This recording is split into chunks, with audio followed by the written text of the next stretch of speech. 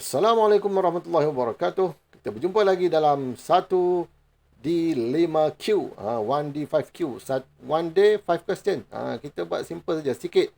Tak perlu banyak-banyak. Sehari kamu istiqamah dengan 5 soalan. InsyaAllah sampai SPM nanti, kamu dah cover banyak soalan. InsyaAllah. Okey, mari kita sambung soalan yang pertama untuk kali ini.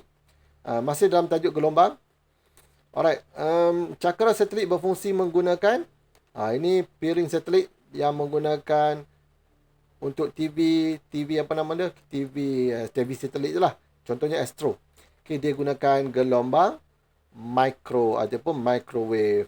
Kalau radio wave ini kita gunakan untuk telekomunikasi dan juga stesen TV tempatan. Biasanya macam yang kita ni, kita gunakan radio wave ataupun kita gunakan juga dalam walkie-talkie. Walkie-talkie.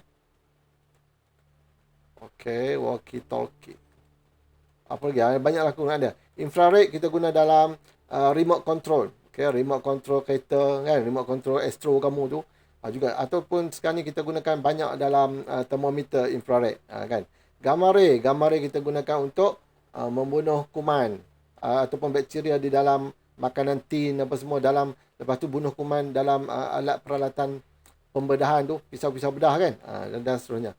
Microwave, ya ini salah satunya, iaitu menggunakan stesen TV satelit dan juga kita gunakan juga dalam radar selain pada yang masak lah. Okey, soalan yang kedua. Alright, ini ada calculation sikit. Berdasarkan graf sesaran masa di atas, apakah amplitude gelombang itu? Sebelum kamu nak jawab soalan ni, kamu kena tahu bila tengok graf dia adalah sesaran jarak, apa yang kamu boleh dapat di sini adalah yang pertama kamu boleh dapat amplitude. Yang kedua, kamu boleh dapat lambda, iaitu panjang gelombang. Dua ni je yang kamu boleh dapat. Alright, sebab kita ada satu lagi graf. Graf satu lagi ialah sesaran lawan dengan masa. Okey, sesaran masa walaupun bentuk dia sama. Okey, yang ni apa yang kamu boleh dapat? Kalau graf sesaran masa ni, kamu boleh dapat 3 benda. Okey, yang pertama kamu boleh dapat amplitude. Yang kedua kamu boleh dapat tempoh. Dan yang ketiga, kamu boleh dapat frekuensi. Sebab apa? Frekuensi ini kamu boleh guna formula F sama dengan 1/T.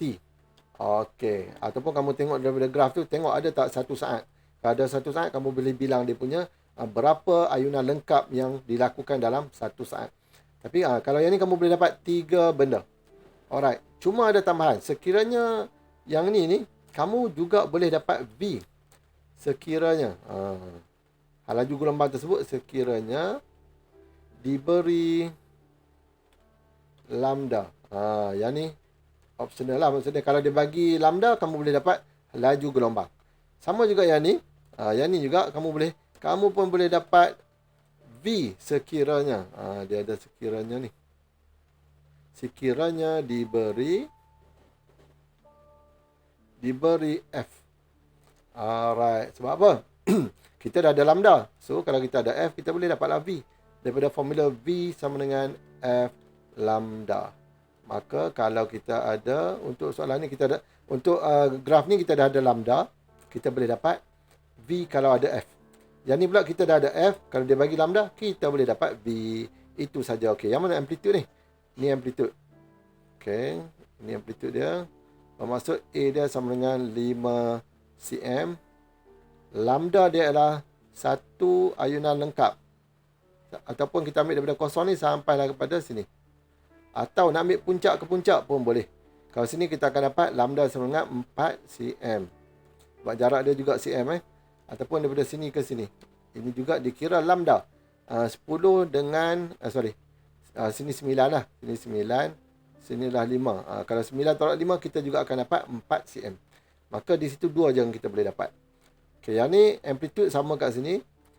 Tempoh dia adalah sama, jarak dia sama macam lambda tadi. Tapi disebabkan dia adalah masa, puncak ke puncak ini kita boleh jadikan sebagai tempoh. Ataupun lembangan ke lembangan pun adalah tempoh. Ataupun satu ayunan lengkap ini juga adalah tempoh. Confirm masa dia sama. Alright, mari kita tengok. Yang frekuensi gunalah formula itu 1/T. Mari kita tengok soalan dia. Berdasarkan graf sesaran, apakah amplitude gelombang itu? Allahu Rabbi. Senang sangatlah. 5 cm. Oh, jawapan dia salah ni. Jawapan dia sepatutnya semua dalam sentimeter amplitude dia. Jadi kita ambil A lah. Sepatutnya belakang ni semua sentimeter ni, bukan meter. Ataupun kalau jawapan ni betul, yang atas ni kita kena ubah jadikan meter. Unit je lah salah. Sepatutnya sentimeter. Okay, so jawapan dia adalah A. Selesai. Okay, seterusnya soalan nombor 8. Yang ketiga ini panjang gelombang suatu gelombang tidak bergantung kepada amplitude dia. Amplitude ni dia adalah sesaran maksimum dari titik keseimbangan. Ingatlah, kalau dia tanya apakah maksud amplitude, sesaran maksimum dari titik keseimbangan. Tapi dia tidak mempengaruhi panjang gelombang. Sebab panjang gelombang ni bergantung pada hal laju dan juga frekuensi. So, frekuensi ni ada kaitan dengan period. Okay. So, dia bergantung kepada period ataupun tempoh ini dan juga bergantung kepada hal laju panjang gelombang tersebut. Tidak bergantung kepada amplitude. Okay, seterusnya soalan yang keempat untuk kali ini. Tempoh ayunan satu bandul ringkas tidak bergantung kepada bandul ringkas. Bandul ringkas ni, yang ni lah.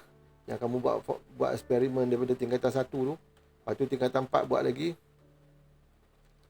Okey. Kan.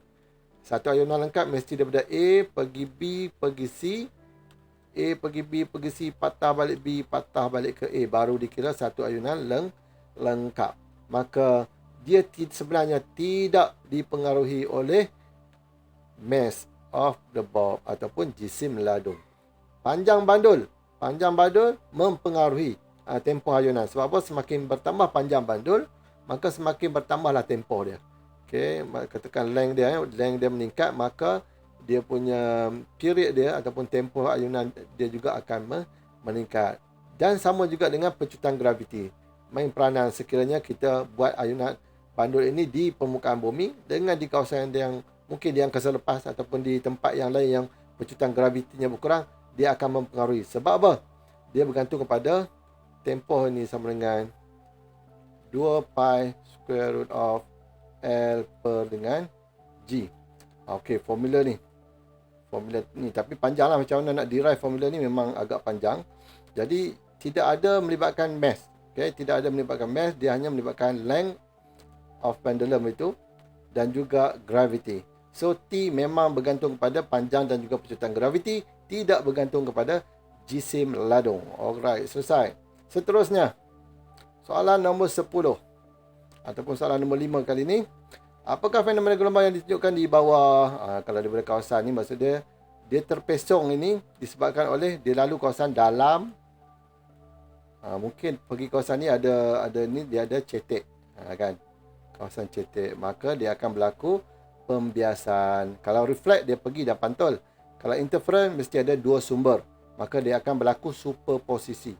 Konsep dia adalah superposisi, yang mana menghasilkan tu interference membina dan juga interference memusnah. Alright, sampai situ dulu untuk hari ini. InsyaAllah sampai kita jumpa lagi. Assalamualaikum warahmatullahi wabarakatuh. Bye bye.